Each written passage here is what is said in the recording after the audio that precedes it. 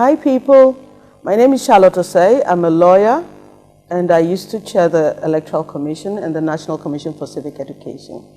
Keep watching the KSM show. He's the king of primetime. We're back. And the funny thing is that, you know, if he should win, we'll say, but KSM, we saw him on the show, we thought he was just joking. I said, actually, that's what I thought too, but the man is not joking. Put your hands together for you one more time. You're serious, man. I'm very serious. Realistically, do you see yourself that I'm going to use 2020 to make a statement to governors they used to let them know that it is possible ahead of 2024, or you're ready to go now? What's the story? I wouldn't be doing this if I wasn't ready. And the youth are ready. So we're doing this. Yes.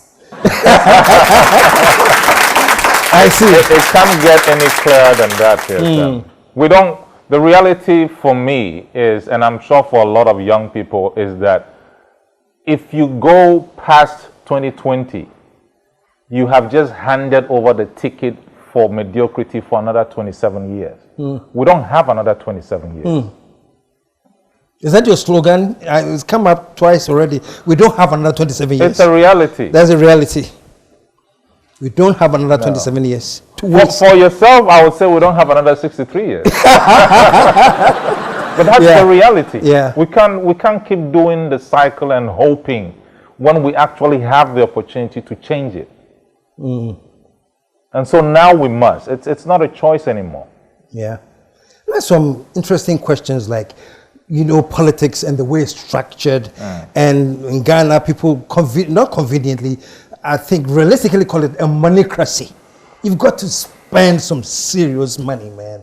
I don't know, you have to have a campaign in every office. How do you fund that? Have a campaign in every office, an office, cars to move around, campaign. How are you raising your money? It's people. Politics is about people. Do Ghanaians understand that though? Because I read some place, and I was going to ask you that you said you were going to use crowdsourcing. Crowdfunding. Crowdfunding, yes. Are Ghanaians ready? But They're doing that? It's already happening, KSM. It's happening? Look, I share this a lot. I have had old ladies, you know how old ladies tie money at the tip of their cloth when they are tying it? I've had women, old ladies in Nandom areas take out 2 cities, 1 city and give to me that is their contribution. I took it. Really? Yes. Because it's the one thing that can stay on my conscience, that when I become president, I owe it to them. So Ghanaians are funding this. Every single thing we've done from day one, KSM, has been funded by ordinary people like you and I. Ghanaians are doing this. I know it's hard to believe because it's always been the other way around. It has but always been this time around, Ghanaians feel we need to be a part of this, and it's happening. I'm not making this up. It's happening. Every single thing we've done has been funded by Ghanaians. Every single thing. Wow. And I feel that I've always said there's 2 ways of doing politics. You either have a lot of money, either your own or stolen. I don't know, but you either have a lot of money and you buy everything, including buying votes. The alternative is that you don't have a lot of money and you learn to be efficient and creative. That's what we're doing. And either of those depend how you will rule the state or how you will run your office when you come into power. You're either going to pay your way through everything or I try and be efficient and creative. I think the latter is what Ghana needs right now. Yeah, that's what Ghana needs. But Ghana is ready for it? What they need and what they're ready for will be 2 different things. The only proof I have is Ghanaians are already doing it. I guess, yeah. For me, that's the real proof. When we started this thing, you know, this is a big thing. You know, this is way above me. Yeah.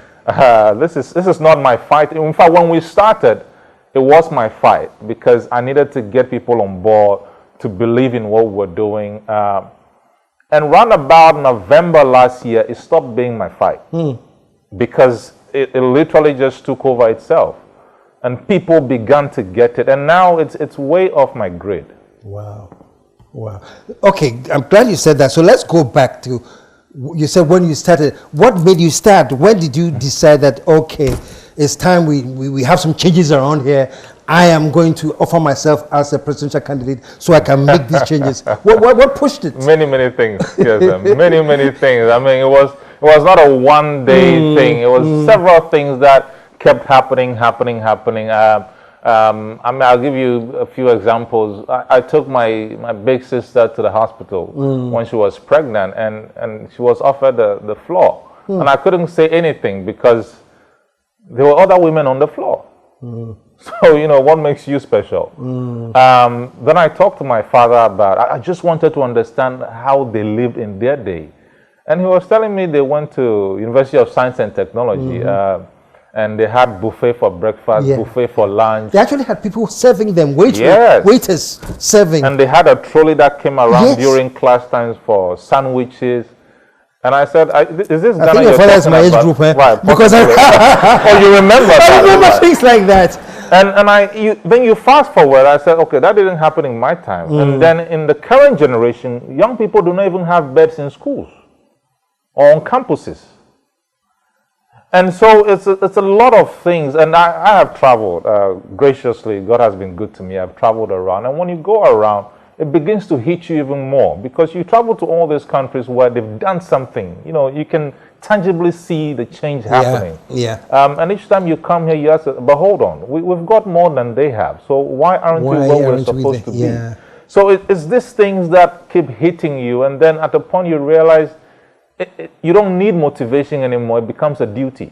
So for me, this is a duty. Repeat that. You don't need motivation anymore. It becomes at some a duty. Point, it becomes a duty. So your duty is to what? Save Ghana? I'm not a savior. I am here to get us all to do what we have always needed to do 27 years ago. Is that we should all be a part of making it happen. I'm a Christian, by the way. I don't like the whole savior tag because it sends the wrong messages. But I feel Ghanaians are incredibly industrious. Incredibly industrious. You just need to create the right environment for them. I mean, I have been in the diaspora. I've seen Ghanaians. I myself, I didn't know I could. Sorry, I had to bring this in, but I didn't know I could work as a cleaner, a security guard, and a construction site worker until I went to England, because the environment was just right to do all those things and not feel undermined. So Ghanaians are incredibly industrious. We just need to create a right environment for us to get the most out of us all. That's what this is all about. And the right environment is missing? It has always been missing. What are you going to put there to create the right environment? What are some of the specific things you're going to do, especially for the teeming youth who are looking at you and saying, this man is saying the right thing? Well, I'm not just saying the right thing. We want to do the right thing. Education is one key area. We want to do a lot of things differently in education. Certainly, we want to bring industry into the educational process so that, you know, when as soon as you walk into school, you know that you are being prepared for what you are required to be in industry. There's that gap is there. And so we want to change that. We also want a situation where our teachers are continuously being developed, because this thing where you leave teacher training school and then that's it, it means that at some point you will get stale. And as soon as you get stale, our youth are getting stale. So we want to change this, things.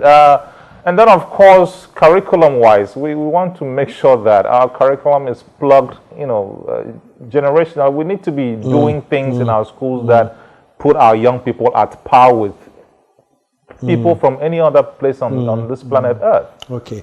As you pick now and as you have these hopes of taking over as president, do you have some key people in mind now? That this is a guy who is so talented, or this is a lady who has all this energy and vim and industry that we need to be working with. Do you have your own, or is that something you can't declare now? But do you have your... I do have them. I'm not going to mention names. Okay. But there are brilliant people I have identified in this country.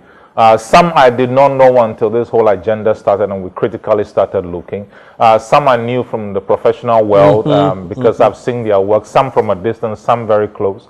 And there are others we are identifying as we go along who are either here, somewhere in Africa, out in the diaspora. Which is why earlier when I was speaking, I said there are quite a huge number of people in here and out there, capable people, nothing to do with party or politics. They are just capable. Ghana first kind of Ghana mentality. First capable people. I mean, these are people who are in some cases helping other governments. So why not their own country? So we just need to create the right environment. Why are they not helping their country? Because they don't want to be colored. And because as it stands now, our politics trumps over meritocracy. We don't value people's capabilities. We value how far they can shout or how loud their pockets are. That's what we value. It makes people walk away because, you know, until you value me, you don't need me. So between now and December, how are you going to ginger the youth, or if you have done gingered already, how are you going to sustain that, you know, that vim, so that come December, you're going to have all the youth teaming to go vote, and they say, Charlie, we are voting for Marricke. Kofi Gane. Kofi Gane. Yeah. You're going to vote. How are you going to sustain that? How are you going to create that? Do you think you have it there? Well, I don't have to have it. I think it's already evolved. I think it's already taking shape. See, this thing started, like I said, it's a snowball effect. It's gathered the mass now to start running by itself. And so mine is to just create the inspiration to make it happen. And I'm here. This is inspiration. This is inspiration. Show some love, man. So, Kofi Gane, if I may. Feel free. The youth are watching you now. They are people who you may be surprised at for the first time listening. Where has this man been? Or those who know already. But if there's a new group of set of people who want to get in touch with you or your organization, or is there a website, a number, anything that you want to leave now for people to? We're very social. So we've got social media handles. I'm on social media. We're on Facebook as Gan4Ghana, number 4. We've got a website that is www.gan4ghana.com. I'm on Twitter as Marricke Gane, and I'm also on Facebook again as Marricke Gane. So you just type in the name Kofi Gane or Marricke Gane, spelled Marricke. Gane is Gane. Type it anywhere in social media or in Google, we would come up. And join this. You know, this is our generation. So let's make this happen. It's not going to happen again after 2020. So there is history about to be made. You need to be part of that history. Wow. And the information is all on your screen right now. And I want you to get in touch and show your love. And listen, this generation, some of you may know that Makasa, to say my brain, but you know, we are here now, and I'm so glad. You know, you have no idea for me to see people like you who are saying, no, this thing can't stop. It's about time. It's about time. It's about time. You know, so that's great. But let's get personal a little bit. We're talking about the politics and taking over the country, but on a very personal. Are you married? I used to be. Oh, you used to be? Yeah. Okay. We got divorced. We've got kids. We got divorced a couple of years back. Okay. We've got 4 kids. Okay. Very lovely kids. Beautiful. Who are they? Odzara, Shazona, Asha, and Micaiah. I like their names, man. They are biblical names. Pardon? They are biblical names. Biblical names. Okay. Okay. I read a bit of Hebrew, so. Okay. Yeah. You speak Hebrew as well? I can speak a bit. Not very fluently. But you're an accountant. I am an accountant. Okay. I'm a chartered certified accountant. Okay. And I do international development, and I lecture as well. Okay. Are you lecturing now? Again? I've suspended all of that Okay. now because of what we're doing. I suspended that in January this year to focus more on what we're doing. I lecture in public financial management. So. I see. What do you do to relax? How do you chill? Do you chill? I chill. I chill. Not too much though, but I chill. I play basketball when I can. I'm not very as I used to be. So I play a little bit basketball, but I go to the gym as well. And I like to drive around if I get a chance. But I love good food too. Oh yeah? Yeah, I love good food. What's good food? Good food is jollof cooked from the start with the meat. That's my favorite, by the way. That's your favorite. Yeah. You grew up in Kita? But yeah, I grew up in Kita as a fisherman's grandson.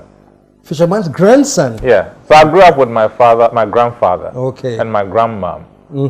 So yeah, we were fishing between the sea and the lagoon. And I still fish. You still fish? Yeah, if I go to Qatar, you see me with my, what we call asabu. And you go fishing? Yeah. That's a hobby that you... does it relax you? Yeah, I feel connected to water. So wherever there's water and I can get close to water. Really? Yeah. You know, interestingly, when we used to, back then we thought seafood is just normal. You know, Yeah. I only grew up to know it's a luxury. It's a luxury to have seafood. You know, back then it was, you go there, you catch what you need, you come and, you know. Have your fish, your lobster, your whatever. Yeah. You know, it's only when I've grown up now that I realize I was actually living a luxurious life. So, wow. I was really wealthy back then. Back then, you had seafood everywhere. And we lived in a coconut plantation. Can you believe that? My father had a coconut plantation. And so it's only now that it hits you that actually, you know, that's real wealth. You know. Are your parents both around? My parents are both around. Okay. My mother they're both quite old now, but they are very active. They are alive and well. My father is a building technologist. He still goes to a few sites here and there from time to time, just to get him active. My mother is a business person and she still runs around quite a bit. Especially when you've done that for so long, it's hard to just stop. So yeah, they're both active. How do they feel about your approach to becoming a president? Are they looking forward to doing that? It's my mother, when I told her, she said just one thing. She said, when God blesses you and you become, I don't want insult presidency. Oh, really? Yeah. She said it. She said, I don't want this insult presidency. And that was all she said. I don't want this one word today. This one is insulting. This one is insulting. I don't want that presidency. Wow. Yeah. Wow. My father now calls me Mr. President. He calls you Mr. President? He started calling me honorable. I said, please, the honorable, it has been soiled. You don't want the honorable issue? You know, they soil the honorable. So find something else. And so he calls me Mr. President. Wow. Let's say you win. What's your first speech going to be like? After when you're sworn in and Ghanaians are there, this is our first independent presidential candidate funded by the people. By the people. By the people. What's your first speech? My first speech is going to center around the fact that we need to pull through this together. It's not going to be an easy road. There's a lot of corrections to be made. But we believe in industriousness of the Ghanaian people and that this country is going to be an exciting one for the first time. People are going to feel human, feel that they are a part of a country they can be proud of. The reality for me is that we just want to build a country that works for all of us, not some people. And I think that has been the missing gap, is that, you know, some people don't feel a part of us. Why do you think that's happening? I can't remember the particular village, but we went somewhere on a trip, and a little girl saw us and ran into the house and shouted, "Ghana for Maba." Ghana for. And it hit me as, so what, she doesn't think she's part of Ghanaians? Why that has been the case is that we've not really separated the art of doing politics from the business of running a state. So we've taken the way we run parties into how we run the state. So little family clique or little friends who have gotten together, and that's how we run the state. There's two different things. One is a professional agenda, the other is an art. And until we get that right, we're not going anywhere. That's what we want to correct. We need professionals to run the show. And You're looking at me funny. no, I guess I'm getting very engaged. And I'm hoping, you know, because like when you're my age, you know, you realize that every now and then you come across exciting people who seem to have the vision and the passion and the drive, and they're going to make these changes. I've been one of them, you know, and then right before your very eyes, you see all of that fading away. And I guess I'm looking at you, I'm like, so is this for real now? Has it actually began, or there's going to be another story? Or once upon a time, there was one Kofi Gane and Marricke. Look at it this way, KSM. The likes of you, you're probably the lentil level. There were others before you who were probably the foundations, and then, you know, it gets filled up. You are probably the walls and the lentils. This is the roofing and the finishing. This is the roofing and the finishing. Show some love, man. I think I like that. So at least I get to see in my lifetime the roofing and the finishing. It has to happen in our lifetime, KSM. Wow. Okay. I cannot, for the life of me, accept that it has not happened in our lifetime. It has to happen in our It has lifetime. to happen in our lifetime. And the time has come. It is now. Put your hands together, man. Put your hands together and show some love one more time. and I'm hoping that I get to talk to you again, maybe as president. I think we should have a presidential version of the political incorrect. Oh, really? You saw that? I used to attend every single one of your shows. My goodness. Yeah. Really? Yeah. There was one time I was sitting, and you know the first row is Jerry. Yes. Sister. Yeah. Yes. So way back then, and sometimes the whole crowd laughs and wait for him to laugh.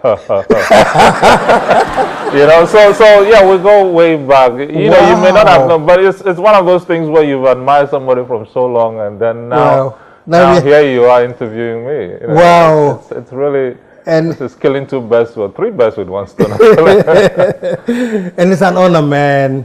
Thank you so much for coming. Thank you for sharing. And I'm wishing you all the best, man. Actually, the youth out there, man. You heard him. And you've seen all the numbers. We're putting the information out there again for the youth of Ghana who need to get in touch and stay alive. And like he says, your time has come. We are the lentil, but the roofing, what did you say? The finishing. The roofing, the finishing is now. Yeah. So, Kofi, thank you so much. One more time. KSM. One more time for him. And we will be right back.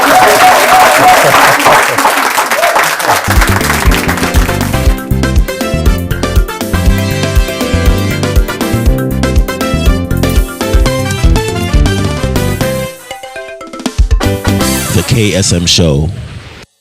Okay, folks, there's a special thing happening at Cactus Creek every weekend. It's called the Sunday afternoon. It's called the Ghana Biryani.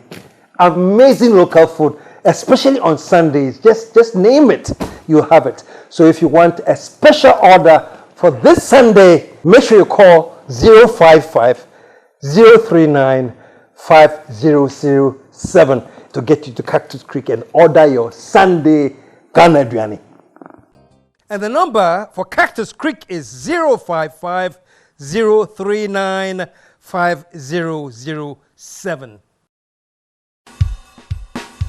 Etiefo, se wope wine and sata, me pachopi, shisha man family wine. I'm rantie me and sa wumu free Stellenbosch, South Africa ye nature quine. Red wine I would only be any Cabernet Sauvignon, Merlot and a Syrah. White wine and so, ebony Chardonnay and a Chanel Blanc. Wopesa wo enjoy wine ya, me pachopi. White wine no, 7 ice cold and a red wine and so, maninya cool kakra. Wo pache de be dia mo penny bia, man family wine. Wo ye party and a yen soa, and ma rain free man family wine. Artist optional was Spintex Road in Crankwa, and a sole distributor ewo Ghana. At to phone for 020-811-0618, 059-261-1618, and now 020-816-1601. Man family wine, or bia see ye. Nom ni yansemu, one ton many pa winning fear do moche, and sessa penfo num bie. FDA, I should sa a jedi and crat so much to mu say a ye.